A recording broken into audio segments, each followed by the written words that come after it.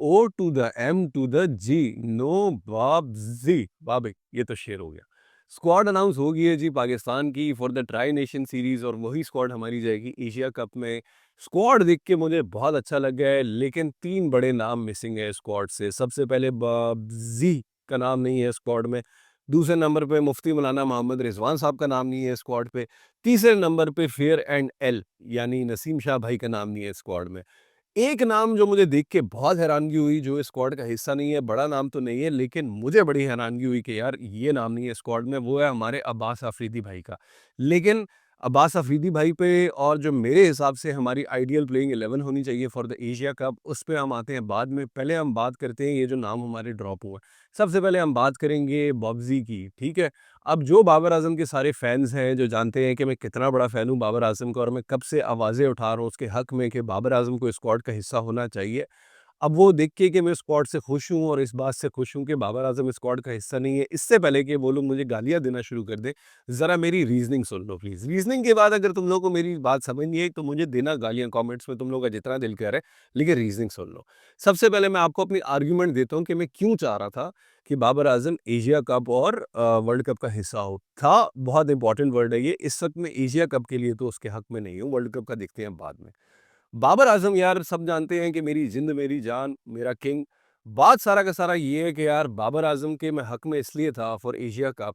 हमारा जो मसला था ना, जो हमारी T20 टीम का डाउनफॉल शुरू हुआ है, हम हर डिपार्टमेंट में फेल हुए, लेकिन अगर हम बैटिंग की बात करें ना, मसला क्या था कि रिज और बार दोनों जब ओपनिंग पे आते थे, दोनों रन्स तो कर रहे थे। मसला क्या था कि वो इतना खुल के और इतना एग्रेसिवली और इतने अच्छे स्ट्राइक रेट से नहीं कर रहे थे।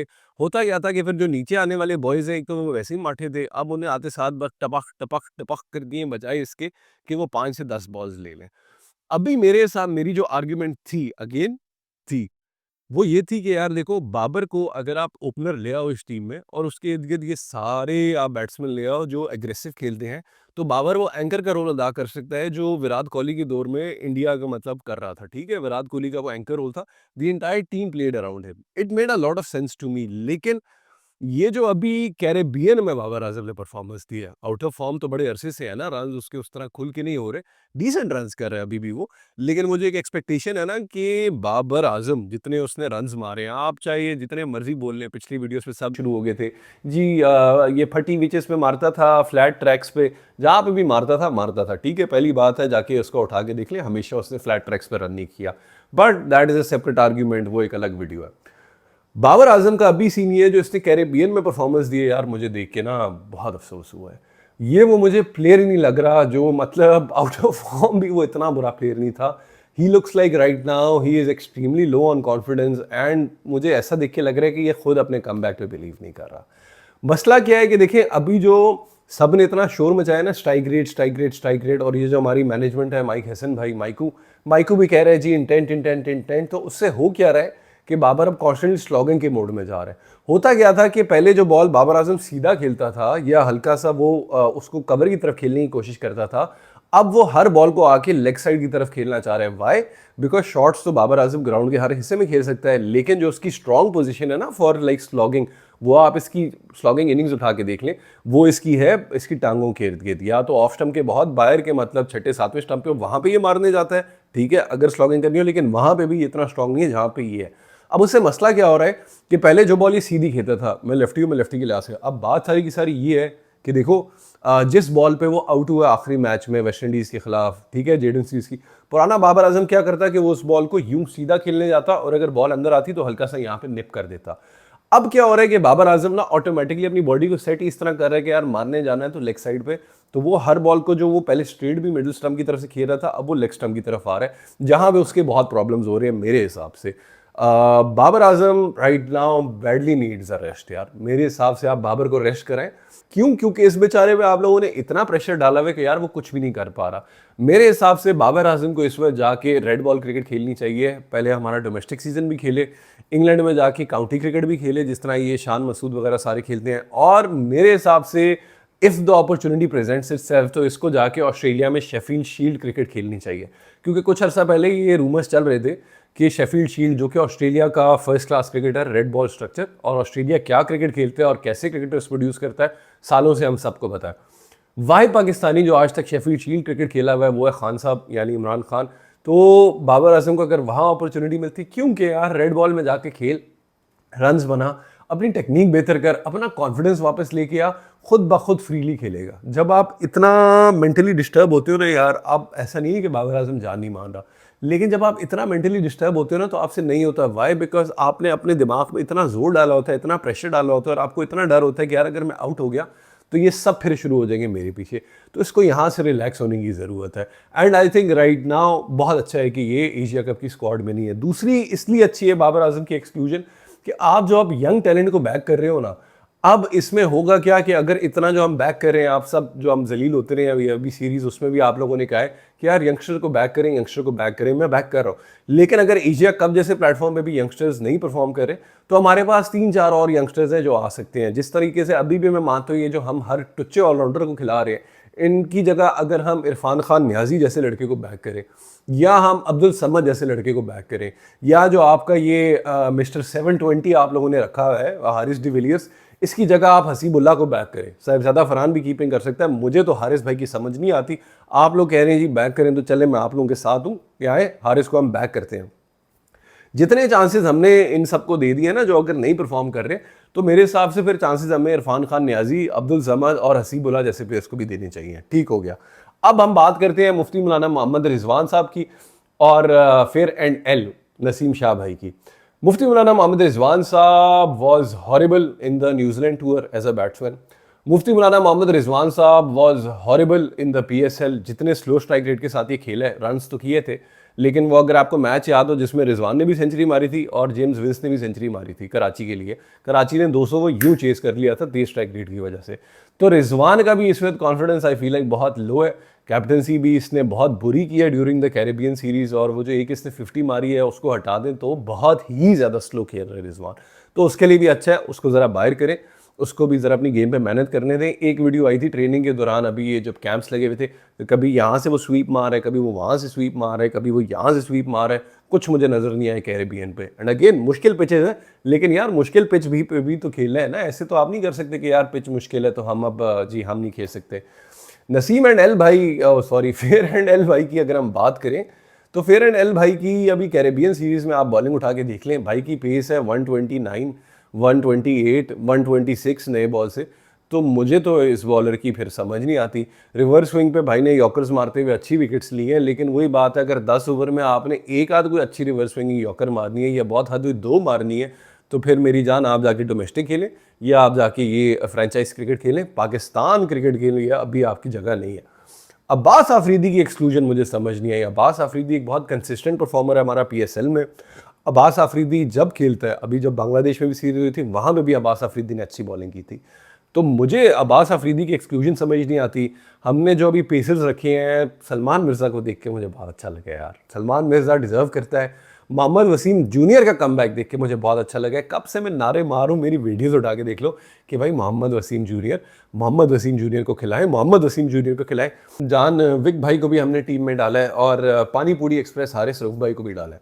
हारिस रऊफ भाई देखें, एक स्टैंडर्ड के लिहाज से हमारा हाईएस्ट विकेट टेकर है T20 फॉर्मेट में, तो उसकी सिलेक्शन जस्टिफाइड है। लेकिन आप लोग अगर क्रिकेट देख रहे हो तो आप मेरी इस बात से एग्री करोगे, हारिस रऊफ यार इन कंडीशंस का बॉलर नहीं है।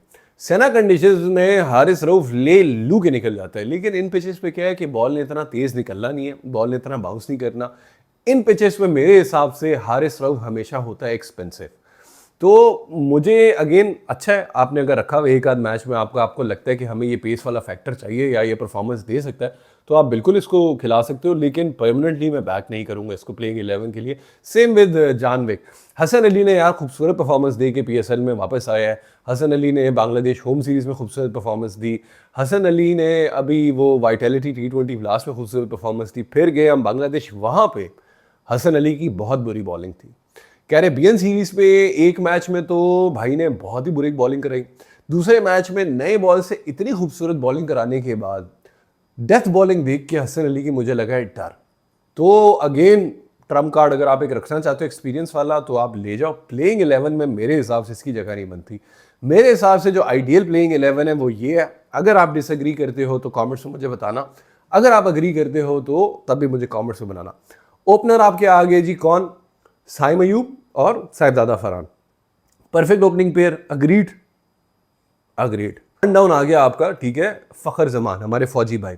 फौजी भाई की इंटरनेशनल स्टेज पे बड़े अरसे से कोई परफॉर्मेंस नहीं है, लेकिन नंबर 3 के लिए आइडियल बैट्समैन है, ठीक है। अब वो बोलेंगे नहीं फिर मोहम्मद हारिस कहाँ खेलेगा, मोहम्मद हारिस कहाँ खेलेगा। मोहम्मद हारिस खेलेगा 7वें नंबर पे, क्योंकि हारिस 10-15 बॉल से ज़्यादा का प्लेयर नहीं है, ठीक है। आप लोग उसे बड़ा प्लेयर नहीं बनाए प्लीज़, मेरी यार स्क्वाड सुन लें। अगर आपको लगता है कि फिर हारिस को 3 पे आना चाहिए तो मुझे कॉमेंट्स में बताना कि जानी तुम्हें क्रिकेट का कुछ भी नहीं पता, ये होना चाहिए। चौथे नंबर पे आपका आ गया या तो सलमान कोल्ड स्टीव ऑस्टिन या हमारा जिंद हमारी जान हसन नवाज। हसन नवाज और सलमान, ये कोल्ड स्टीव ऑस्टिन दोनों हमेशा ये वेरी करता है। जब टीम के पास मतलब ज़्यादा विकेट्स गिर रही हैं, प्रेशर ज़्यादा है, तो सलमान अली आगा खुद आ जाता है। जहाँ पे थोड़ा टाइम लेके आराम से खेल सकते हो वो हसन नवाज को बैक करता है, ये मुझे इसकी अच्छी बात लगती है, ठीक है।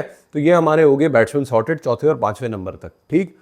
रिकैप कर लेते हैं अगर आप भूल गए। साइम अयूब, फ़खर जमान, फौजी भाई, सलमान आगा, हसन नवाज, ये चेंज होते रहेंगे। छठे नंबर पे आपका आ गया जी हुसैन तलत। हुसैन तलत ने बैटिंग जिस पिचेस पे आपके बैट्समैन इतने बुरे तरीके से जलील हो रहे थे, हुसैन तलत आपको दिखा रहा था कि जानी इतना मुश्किल काम नहीं है। और as a batsman Hussain Talat आपको राणा, टुंगा, फ़हीम, अशरफ भाई से बेहतर परफॉर्मेंस देंगे। एंड ये कभी खुशी कभी दिल भाई, खुश दिल भाई से बेहतर परफॉर्मेंस देंगे। और मैच विनर भाई जो है हमारे नवाज भाई, उनसे भी बेहतर परफॉर्मेंस देंगे। बॉलिंग में अगर आपको लगता है कि जी मुझे एच चाहिए तो आप राणा, टुंगा भाई को खिला सकते हैं, लेकिन क्यों उसकी जगह अगेन मेरे हिसाब से नहीं बनती वो मैं बताता हूँ। कितने नंबर तक हम आ गए हैं, ठीक है, 6 तक आ गए। 7 पे आप सबका फेवरेट मिस्टर 720 हारिस डिविलियर्स मैंने डाल दिए, क्योंकि जितनी वो इनिंग्स खेलता है आइडियल नंबर है उसका। पहली बॉल पे आके वो पेश करना शुरू कर देगा तब भी कोई मसला नहीं है, 10-15 बॉल उसने मार दी तब भी कोई मसला नहीं है हमें, ठीक है। 8वें नंबर पे आपका आ गया Mohammad Wasim junior. Why? Because Mohammad Wasim junior can bat, Mohammad Wasim junior can hit sixes. 9वें नंबर पे हमारे आगे प्रीमियम तरीन भाई शाहीन शाह अफरीदी भाई, क्योंकि वही है कि कभी कभी वो भी टोले शोले मार देते हैं, उनका भी हो जाता है। 10वें नंबर पे मैं खिलाना चाहूँगा मिस्त्री भाई को, हमारे मिस्ट्री स्पिनर अबरार अहमद। 11वें नंबर पे आ गया सुफियान मुकीम। आइडियल लाइनअप है आपके पास, 8 ओवर इन कंडीशंस पे, ठीक है, यूएई की कंडीशंस पे, जहाँ पे बॉल टर्न भी करना है, बॉल में रुकना भी है। 20 में से 8 ओवर आप निकाल रहे हो 2 डेडली बॉलर से, ठीक है, मिस्त्री भाई और सुफियान मुकीम भाई। 8 ओवर आपके निकल रहे हैं पेस से, शाहीन शाह अफरीदी भाई, मोहम्मद वसीम जूनियर भाई, ठीक। 16 ओवर हो गए। 4 ओवर अब आपने निकालने हैं बिटवीन साइम अयूब, सलमान अली आगा एंड हुसैन तलत। मेरे हिसाब से आइडियल है। जहां पे आपको लगे कि यार हमें एक और एक्स्ट्रा स्पिनर डालना है, नवाज को खिला सकते हो या कभी खुशी कभी दिल को खिला सकते हो। जहां पे आपको लगे यार हमें पेस की ज़रूरत है, वहां पे आप राणा, फ़हीम, अशरफ को खिला सकते हो, जो कि अगेन मेरे हिसाब से हुसैन तलत इज़ अ बेहतर ऑप्शन। सलमान मिर्ज़ा की जगह मुझे बनती नज़र नहीं आ रही, हालांकि खूबसूरत बॉलिंग करवा रहा है लड़का, खूबसूरत लाइन एंड लेंथ पे करता है, बट मैं ये कहूँगा कि यार अभी बेचारे का बड़ा यंग करियर है, सिर्फ 3 मैचेस के लिए। डायरेक्टली इसको एशिया कप में नहीं खिलाना चाहिए हमें, बेचारे पे बहुत प्रेशर होगा। अगर आप खिलाना चाहते हो तो आप इसको इस तरह खिला लो कि आपने अभी ये जो ट्राई नेशन सीरीज आ रही है उसमें आपने इसको खिला दिया, और लेफ्ट राइट मैचेस आपने इसको दे दिए यूएई के खिलाफ, इस तरह की टीम के खिलाफ। अगर आप डायरेक्ट सलमान मिर्जा को इंडिया के खिलाफ खिलाते हो और कहते हो आओ बेटा परफॉर्म कर, तो वो इस बेचारे के साथ जुल्म है। अगर किसी अगेन मुश्किल स्टेज पे आप खिलाते हो, injury is another argument, but मेरे हिसाब से बहुत यंग है वो अभी एशिया कप के लिए। लेकिन अगर आप खिलाते भी हो तो उसने बैक तो किया अभी तक अपनी परफॉर्मेंसेस को, तो ये वजह है यार मैं ये स्क्वाड सुन के खुश हूँ। और बड़े पॉजिटिव साइंस है। जो वाहिद मेरे 1-2 कंसर्न्स है कि ये जो अब्बास आफरीदी नहीं खेला, ये मैंने आपको बता दी है। और जो वाहिद 1-2 मेरे अभी भी कंसर्न्स है कि इतने ऑलराउंडर्स की जगह इरफान खान न्याजी को बैक करना चाहिए या हसीबुल्ला को बैक करना चाहिए, वो भी मैं आपको बता चुका हूँ। कमेंट्स में बताएं मेरी बातों से आप अग्री करते हैं या नहीं। कमेंट्स में मुझे बताएं आपको क्या लग रहा है ये स्क्वाड कैसा परफॉर्म करेगी, और कमेंट्स में मुझे बताएं कि यार क्या प्रेडिक्शन है आपकी एशिया कप की। तो यही है आज की वीडियो। जाते जाते आखिरी बात, अगर आप नए हो मेरे चैनल पे तो प्लीज़ मेरे चैनल को सब्सक्राइब करो, और रिगार्डलेस नए हो या पुराने हो क्या करेंगे, लाइक करेंगे एंड कमेंट करेंगे एंड शेयर करेंगे। मिलते हैं अगली वीडियो में। अल्लाह हाफिज़।